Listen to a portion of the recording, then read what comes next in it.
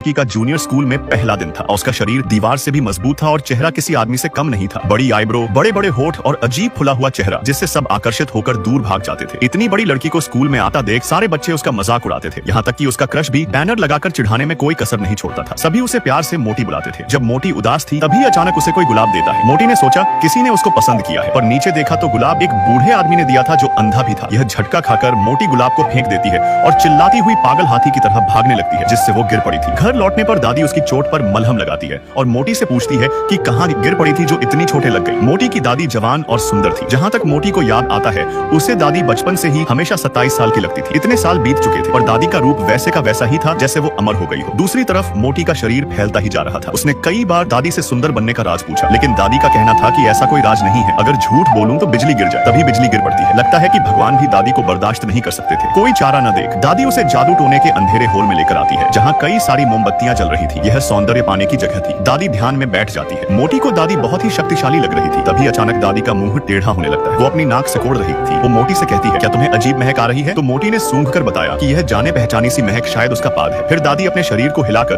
काले जादू के मंत्र पढ़ने लगी थी। यह देख मोटी खुश होकर पूछने लगती है कि कौन सी परी आने वाली है, पर दादी का कहना था कि ठंड से उसने बस जमाई ली थी। तभी दादी मोटी को शांत रहकर ध्यान देने के लिए कहती है। मोटी हामी भरकर दादी के मंत्रों को ध्यान से सुन रही थी। तभी मंत्र खत्म होते ही दादी के मुंह से एक कान खजूरा निकलता है और सीधा मोटी के मुंह में चला जाता है, जिसके अगले पल ही दादी जवान से बुढ़ी हो गई थी। यह देख मोटी इतनी ज्यादा डर जाती है कि वो घर से बाहर भाग निकली थी और तूफान में चीखती हुई वो किसी चीज से टकरा जाती है। जब उसने सिर उठाया तो सामने सफेद कपड़ों में एक सुंदर स्त्री दिखाई दे रही थी। उस सुंदरी ने एक क्रीम की बोतल निकाली और मोटी को लगाने को कह रही थी। इस लगाते ही तुम भी मेरी तरह जवान और खूबसूरत बन जाओगी। यह सुनते ही मोटी की खुशी का कोई ठिकाना नहीं था और जब सुंदरी जाने लगती है तो मोटी जोर जोर से चिल्लाने लगी थी। पता चला कि मोटी एक होर्डिंग बोर्ड से चिपकी हुई थी जिसमें उसे सुंदरी की तस्वीर थी। तभी दादी भी पीछे से आ जाती है और मोटी की टपली बजाकर उसको होश में लाती है। बेचारी दादी मोटी को सुंदर बनाने के चक्कर में खुद भी बुढ़िया बन गई थी।